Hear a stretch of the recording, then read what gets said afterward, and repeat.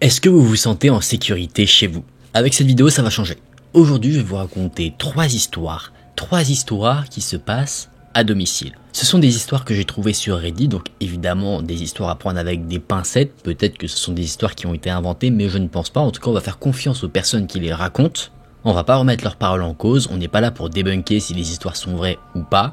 Je vous invite à prendre les histoires comme elles sont présentées, donc comme des histoires réelles. Et je peux vous dire que, personnellement, après avoir vu ces trois histoires, je me suis assuré que la porte de mon appartement était bien verrouillée. Faites-le aussi, on sait jamais. J'espère que cette vidéo vous plaira, si c'est le cas n'hésitez pas à laisser un j'aime et à vous abonner à la chaîne. Je vous invite également à me rejoindre sur Instagram que je vous affiche juste ici si vous souhaitez me partager une histoire ou alors faire partie de la communauté la plus fidèle, la plus engagée. En tout cas c'est avec plaisir que je vous reçois là-bas. Et si maintenant vous êtes bien installé et que vous avez bien vérifié que la porte de votre maison est fermée et que les fenêtres aussi sont verrouillées, on est parti pour se plonger dans ces trois histoires. La première histoire que je vais vous présenter sera l'histoire que nous a partagée Caroline.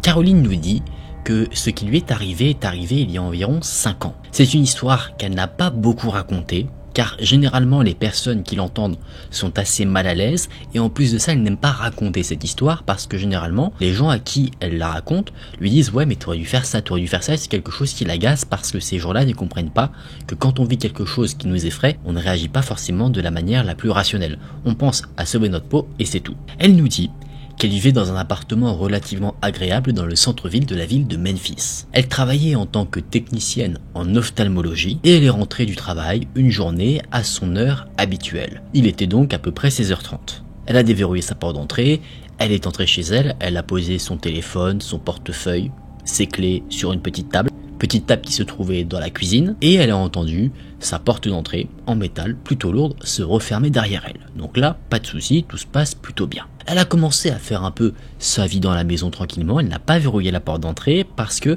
elle a toujours vécu de base dans une petite ville où il n'y avait aucun problème de cambriolage ou quoi que ce soit, de sécurité. C'est pour ça qu'elle avait l'habitude de laisser en fait sa porte d'entrée déverrouillée. Habitude qu'elle a gardée quand elle vivait dans l'appartement où se sont passés les événements. Elle nous dit que depuis les événements qu'elle nous partage, elle a littéralement changé d'habitude. Et quand vous allez entendre pourquoi, vous allez comprendre. En plus, elle a décidé de ne pas verrouiller la porte d'entrée parce que son mari ne devait pas tarder à rentrer. Elle passe donc sur certaines occupations, elle va dans son dressing, dans la salle de bain, et elle entend sa porte d'entrée s'ouvrir. Elle se dit une chose qui semble plutôt cohérente, elle se dit que c'est son mari qui vient de rentrer. Donc elle crie « Je suis là mon amour » pour indiquer qu'elle est dans la maison, dans la chambre. Sauf que elle n'a aucune réponse. Normalement, son mari aurait répondu, mais là, Caroline se dit que peut-être il n'a simplement pas entendu ce qu'elle a dit. Mais bien qu'elle ait cette pensée-là, une autre pensée lui traverse l'esprit. Elle sent, peut-être que c'est son instinct qui lui souffle quelque chose, mais elle sent que quelque chose ne va pas. Elle décide donc de chasser cette mauvaise idée et va accueillir son mari vers la porte d'entrée au niveau de la cuisine. Plutôt que de voir son mari, elle voit de l'autre côté de l'îlot de la cuisine un parfait inconnu. Il y avait là un homme plus âgé que Caroline, ayant aux alentours des 50 ans, qui se tenait là, sans bouger, et qui ne faisait que la regarder. Caroline ne pense pas immédiatement à quelque chose de mal. Un petit peu quand même, mais elle se dit que peut-être cet homme se trouve là uniquement par hasard et qu'il s'est juste en fait trompé d'appartement. Donc elle essaye un peu de bomber le torse, elle essaie d'avoir un air imposant, et elle dit « Qu'est-ce que vous faites ici ?» Sauf que l'homme ne répond que par un silence. Par contre, il continue de la regarder dans les yeux. Et c'est là, après ces quelques secondes de silence, que l'homme va aller vers la table où Caroline avait déposé ses affaires. Rappelez-vous, son téléphone, son portefeuille et ses clés. Il va les prendre et les mettre dans sa poche. C'est là que Caroline a compris que l'homme qu'elle avait en face d'elle était quelqu'un de dangereux. Le fait de prendre ses effets personnels montrait clairement qu'il souhaitait l'isoler. Sans téléphone, elle ne peut pas appeler les secours. Sans clé, elle ne peut pas s'enfuir et enfermer l'homme dans la maison. Et sans portefeuille, elle ne peut pas... elle peut pas forcément payer un taxi pour s'enfuir vite fait, je sais pas. Mais en tout cas, elle a plus rien. Caroline décide alors de se précipiter vers le seul autre outil qui lui permettrait d'appeler à l'aide, son ordinateur. Elle a dû se rapprocher un peu de l'intrus pour atteindre son ordi, mais il y avait quand même une bonne distance entre les deux, distance qui permettait en soi de rester à peu près en sécurité. Fort heureusement, l'ordinateur était un ordinateur portable, donc Caroline l'a pris, et elle s'est enfuie avec. C'est quand elle a pris son ordinateur que l'homme a peut-être compris qu'elle allait faire quelque chose, donc là il s'est décidé à bouger. Caroline a foncé vers la salle de bain. Pourquoi la salle de bain? Parce que c'était une des seules pièces de la maison où elle pouvait s'enfermer. Plutôt judicieux. En plus, dans la salle de bain, il y avait un placard qu'elle pouvait aussi verrouillée. Donc elle avait entre guillemets 2 sécurités pour la séparer de l'homme qui s'était introduit dans la maison.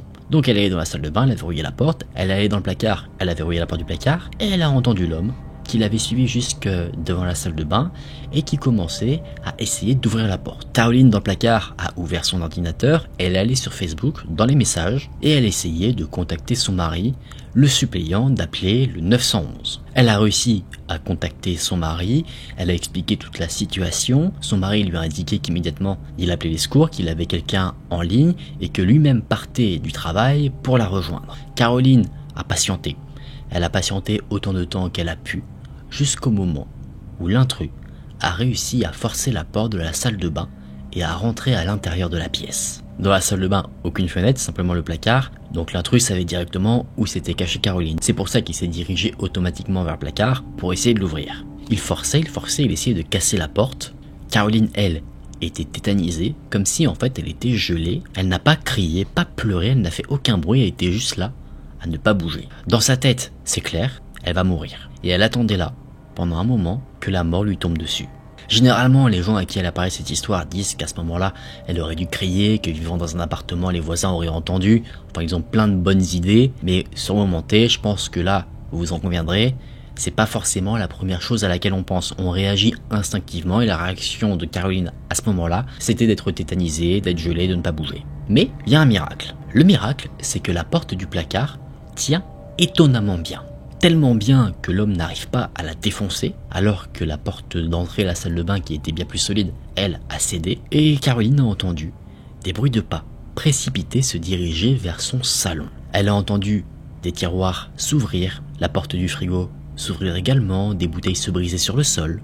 Et Caroline, elle a décidé de ne pas bouger et d'attendre dans son placard. Meilleure décision possible à ce moment-là, je pense. Caroline, qui était toujours en panique, a envoyé un message sur le Facebook de sa mère, sur Messenger. Elle lui a tout raconté et Caroline, d'un côté, s'en veut. Elle nous explique qu'elle voulait rechercher du réconfort, mais que, d'un côté, elle avait regretté d'avoir fait ça parce qu'elle n'est pas maman et avec le recul, elle se dit qu'elle a dû faire subir quelque chose d'horrible à sa mère. Effectivement, sa mère, en voyant les messages de sa fille, a dû se sentir totalement impuissante. Et c'est ça en fait que Caroline regrette d'avoir fait. Mais je pense qu'on peut comprendre qu'elle a eu besoin de chercher un certain réconfort. Est-ce que sa mère lui en a voulu? Je pense qu'elle est plutôt contente que sa fille aille bien plutôt que de lui en vouloir. Après, c'est mon avis, vous me direz dans les commentaires ce que vous en pensez. La mère d'ailleurs s'assurait que sa fille Caroline allait bien, elle lui disait constamment de la tenir informée, de lui dire que tout allait bien. Et Caroline a promis qu'elle allait le faire, mais elle a dit à sa mère qu'elle l'aimait, elle a demandé à sa mère de dire à ses frères qu'elle les aimait, parce que pour Caroline, encore une fois, même si l'intrus semble être sorti de la salle de bain, eh bien allait revenir et mettre fin à sa vie. D'ailleurs, elle n'avait pas vraiment tort. L'intrus est revenu et il a commencé à jouer avec la porte. Il essayait de la défoncer et en fait ce qui s'est passé c'est que quand l'intrus est ressorti de la salle de bain, en fait il allait chercher un outil pour essayer de forcer la porte du placard de la salle de bain.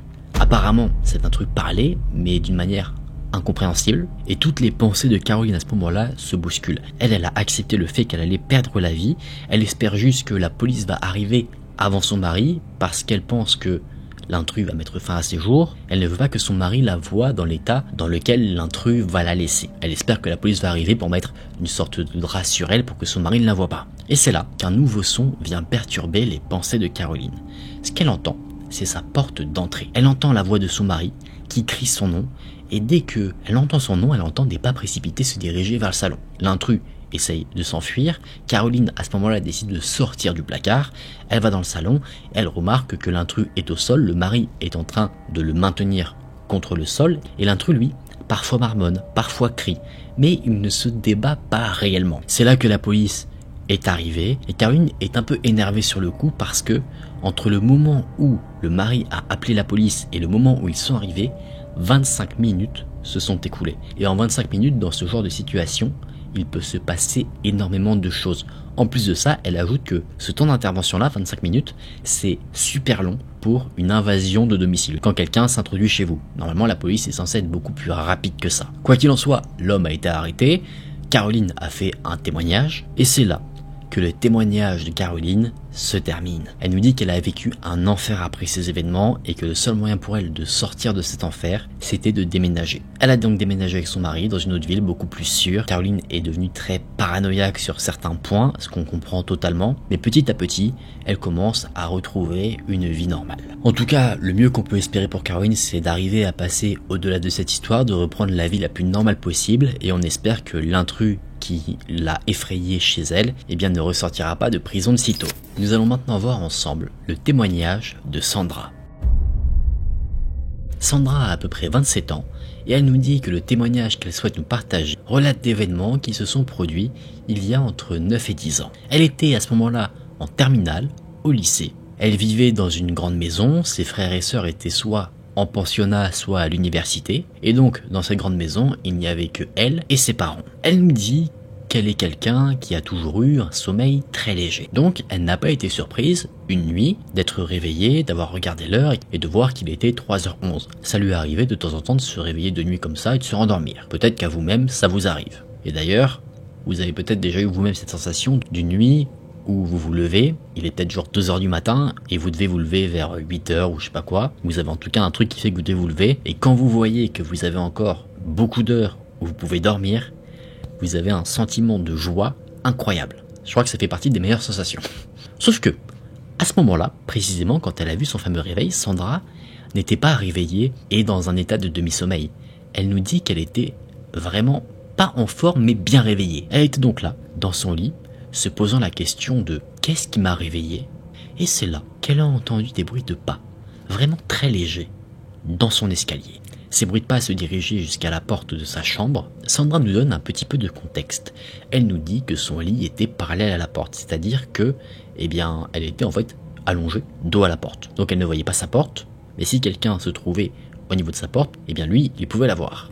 Sandra continue d'entendre les fameux bruits et une pensée rationnelle lui vient en tête. Elle se dit que c'est probablement l'un de ses parents. Et c'est là qu'elle entend la poignée de sa porte se tourner, lentement, mais vraiment très lentement. Elle pense que c'est ses parents qui ouvrent la porte doucement pour ne pas la réveiller, sauf que sa porte a un grincement. Et vous savez, une porte qui grince, si vous l'ouvrez lentement, le grincement va durer longtemps. Donc la personne qui ouvre la porte décide de l'ouvrir au début lentement, puis d'un coup pour faire taire le grincement, comme si elle ne voulait pas se faire remarquer. Sandra pense toujours qu'elle a affaire à l'un de ses parents, sauf que ce qui vient chasser cette idée de son esprit, c'est qu'elle entend un cliquetis. Ce cliquetis, c'était le son d'une lampe de poche, quelqu'un qui allumait une lampe de poche. Immédiatement, Sandra est tétanisée, elle a peur, elle a d'un coup très chaud, elle sent qu'elle est en sueur, elle sait qu'il y a quelqu'un dans sa chambre qui n'est ni sa mère ni son père, et cette personne-là étant au niveau de la porte de la chambre, il ne voit pas directement le visage de Sandra, bien qu'ils éclairent la pièce avec la lampe. Donc il ne voit pas qu'elle a les yeux grands ouverts. Sandra nous dit que elle s'est toujours dit que si quelque chose comme ça lui arrivait, eh bien, elle sortirait du lit, elle attraperait les personnes pour les taper, elle créerait toutes ses forces, sauf que là, ce n'est pas du tout ce qui se passe. Ce qu'elle imaginait faire, quand elle se sentait en sécurité et qu'elle pensait à ce genre de situation, ne correspond pas du tout à ce qu'elle fait dans cette situation réelle. Et grâce à la lumière de la lampe, alors je ne saurais pas forcément dire comment, mais en tout cas elle arrive à discerner quelque chose. Elle arrive à discerner qu'il n'y a pas un, mais plusieurs hommes. Ces deux hommes fouillent la chambre, Sandra arrive à voir qu'ils ont des casquettes de baseball, ils avaient de longs manteaux, et au bout de quelques minutes qui ont semblé être très longues, les deux hommes ont quitté la chambre. Elle entendait toujours les bruits de pas, elle entendait les deux hommes fouiller l'étage où elle se trouvait. Sandra décide toujours de ne pas bouger, de faire comme si elle n'était pas là, toujours tétanisée. Ce qu'elle voulait faire, c'était prendre son téléphone pour appeler le téléphone de la maison pour que ça réveille les parents. Peut-être appeler la police, elle a plein d'idées qui se bousculent mais elle n'arrive pas à prendre une décision. Ce qu'elle veut vraiment intérieurement, c'est pleurer toutes les larmes de son corps, mais même ça, elle n'en a pas la force. Elle ne sait pas comment c'est possible, mais elle s'est en quelque sorte évanouie. Elle ne sait pas si c'est le surplus d'adrénaline, la peur, mais elle a fait une sorte de malaise, elle s'est en quelque sorte endormie. Parce que quand elle a réouvert ses yeux, il n'était plus vers 3h du matin, il était 3 heures plus tard, 6h du matin. Elle a entendu ses parents qui se trouvaient au rez-de-chaussée, donc elle s'est levée immédiatement, elle s'est précipitée pour aller à leur rencontre. Elle leur a demandé pour essayer de se rassurer si l'un d'entre eux était venu dans sa chambre. Les deux parents ont dit la même chose, non. Comprenant qu'il y avait bien des individus étrangers dans sa chambre, Sandra a éclaté en sanglots devant ses parents. Elle a expliqué ce qui s'était passé. Et les parents, la croyant, ont décidé d'appeler la police. La police est venue, mais malheureusement, ils n'ont pas pu faire grand-chose. Les hommes étaient déjà partis depuis bien longtemps. Par contre, les parents de Sandra ont dit que eux, quand ils se sont réveillés tranquillement, eh bien ils ont remarqué que tous les accès à l'extérieur étaient grands ouverts. Il y avait également au pied de l'escalier un sac avec des objets dedans, une clé USB vide, une bobine de corde.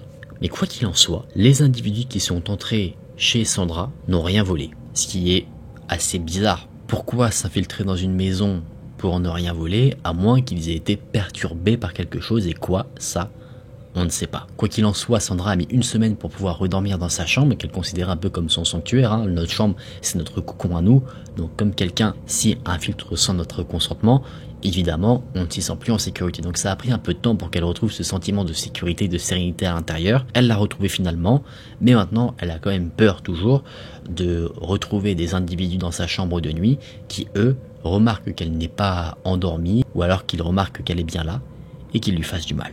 C'est là que ce témoignage se termine. On souhaite évidemment le meilleur du monde à Sandra. On espère que cette histoire ne l'a pas empêché de vivre par la suite, bien qu'on sait que cette histoire a quand même eu un impact sur sa vie pendant un certain temps. Pourquoi ces 2 cambrioleurs auraient pu partir précipitamment? J'ai une théorie qui peut s'ajouter à bien d'autres théories derrière, mais je me dis que si Sandra, s'est en quelque sorte endormie, elle ne sait pas vraiment ce qui s'est passé, peut-être qu'elle a parlé dans son sommeil, peut-être qu'elle a bougé, et les cambrioleurs l'ont vue. Ils pensaient que la maison était peut-être vide, et c'est là qu'ils se sont dit, mince, quelqu'un est dans la maison, on s'en va. Peut-être qu'ils ont pensé que quelqu'un était réveillé, d'où le fait qu'ils soient partis de manière précipitée. Ça peut s'expliquer, il peut aussi y avoir plein d'autres raisons possibles, et je vous invite à me le dire dans les commentaires. J'en profite maintenant pendant cette petite interlude avant qu'on passe à la dernière histoire pour vous dire que si la vidéo vous plaît, vous pouvez toujours vous abonner à la chaîne et laisser un j'aime. Je vous laisse de nouveau mon Instagram juste ici si vous souhaitez me partager une histoire flippante qui vous est arrivée, ou juste me suivre, ça fait toujours plaisir. Et maintenant, on est parti ensemble pour découvrir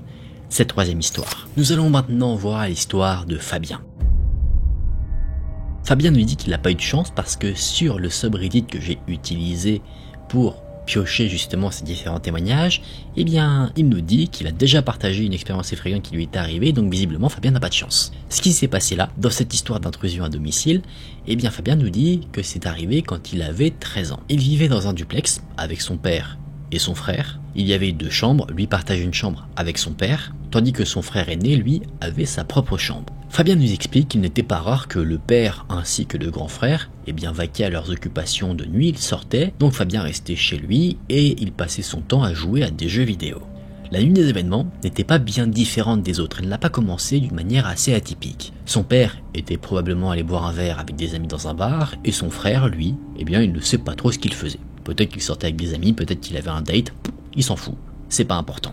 Lui, il jouait à un jeu vidéo d'horreur d'ailleurs, et vers minuit, il a commencé un peu la fatigue le frapper. Donc, généralement comme tous ceux qui sont fatigués, Fabien a décidé d'aller se coucher. Il est donc allé dans sa chambre, il s'est couché, il a laissé la porte de sa chambre grande ouverte. Pourquoi il en aurait fait autrement, sachant qu'il ne s'était jamais rien passé? Et Fabien nous dit que c'est jamais arrivé, depuis qu'il vit avec son père et son frère, que l'un d'entre eux n'utilise la porte arrière qui était une porte coulissante pour rentrer dans la maison. Pour eux, ils étaient chez eux, donc ils rentraient par la porte d'entrée. En plus, le peu de fois où le frère de Fabien n'avait pas ses clés, il allait frapper à sa fenêtre pour qu'il lui ouvre la porte d'entrée. Ça, c'est pour appuyer sur un détail. Parce que la fameuse nuit où Fabien était tout seul, il a entendu la porte arrière s'ouvrir. Il nous dit que cette porte était une vieille porte qui n'était pas facile à ouvrir, donc on l'entendait bien. C'est ce qui a réveillé Fabien, donc il est resté dans son lit, les yeux écarquillés se demandant ce qu'il se passait. Il a imaginé plein de choses, en plus il venait de jouer à un jeu d'horreur donc ça ne devait sûrement pas aider. Il a entendu quelqu'un marcher dans la salle à manger, dans la cuisine, puis dans le salon. Et ce que Fabien remarque, c'est que là où les personnes qui sont entrées dans la maison ne font aucun effort pour être discrets. Ils font littéralement comme s'ils étaient chez eux. Et à un moment donné, Fabien remarque une ombre passer devant sa porte. Le cœur de Fabien a commencé à battre très rapidement, et bien qu'il ne bouge pas, il fait le mort dans son lit, il observe un petit peu ce qu'il y a autour. Il remarque que la personne qui est passée devant la porte de sa chambre est entrée dans la salle de bain. Il le remarque parce que la salle de bain était à côté de sa chambre et que la lumière avait été allumée. Et là le problème c'est que avec cette lumière allumée, on voit Fabien. La lumière éclaire suffisamment loin pour qu'il soit visible si quelqu'un repasse devant sa chambre. On pourrait se dire, solution qui pourrait être en soi cohérente encore, que c'est soit le père de Fabien, soit son frère. Sauf que Fabien, à ce moment-là, il sait pertinemment qu'il ne doit pas dire « mon frère, est-ce que c'est toi » ou « papa, est-ce que c'est toi » parce qu'il sait que ce n'est ni l'un ni l'autre. Pourquoi? Parce que jamais l'un d'entre eux n'a pris la porte arrière. Donc là, il savait, il en était sûr à 100% que là où les personnes qui venaient dans la maison à ce moment-là n'étaient pas des membres de sa famille. La personne est ensuite sortie de la salle de bain en laissant la lumière allumée et elle est allée dans la chambre du frère et là, elle a fait énormément de bruit. Comme si en fait, cette personne cherchait quelque chose. Fabien, lui, il n'en demeure pas, il reste à ne pas bouger dans son lit. Il se dit, si je ne bouge pas, on ne me voit pas. Et c'est là qu'une scène assez étrange se passe devant Fabien. La personne qui est allée dans la chambre de son frère repasse devant la sienne, il entend plusieurs bruits de pas, donc il ne sait pas s'il y a une ou plusieurs personnes. Il entend des bruits de quelqu'un qui souffle, comme si une personne était pas désespérée mais agacée, et il entend des allées et venues du salon vers la chambre de son frère, plusieurs fois. Il voit plusieurs fois une ombre passer devant sa chambre, aller dans la salle de bain, etc. etc. Pour Fabien, ces personnes-là, là où les personnes, eh bien, savent qu'il est là. Et qu'en fait, il s'amuse de lui, à lui faire peur, en faisant que passer devant sa chambre. Pour lui, c'est sûr que la silhouette qu'il n'arrête pas de voir passer est celle d'un homme, parce qu'elle est assez imposante, et au bout d'un moment, il entend des bruits de pas, un peu le même bruit de pas qui a fait que cette soirée de l'horreur a commencé pour lui, c'est-à-dire des bruits de pas vers le salon, la salle à manger, la cuisine, etc., jusqu'à la porte coulissante qui est refermée ensuite. Fabien, lui, est resté allongé, se demandant ce qu'il venait de vivre, on peut le comprendre, et au bout d'un moment, tellement épuisé d'avoir été en alerte, il s'est endormi. Le lendemain, il s'est réveillé, son père et son frère étaient là. Fabien leur a demandé si jamais c'était eux qui s'étaient promenés dans la maison, sauf que vous vous en doutez bien, ce n'était pas le cas. C'est une histoire qui s'est passée il y a bien longtemps, une vingtaine d'années, et Fabien n'a jamais su qui étaient ces individus et ce qu'ils voulaient. En plus, rien ne manquait. Ce n'était pas un cambriolage, simplement une intrusion, mais dans quel but? Fabien ne l'a jamais su.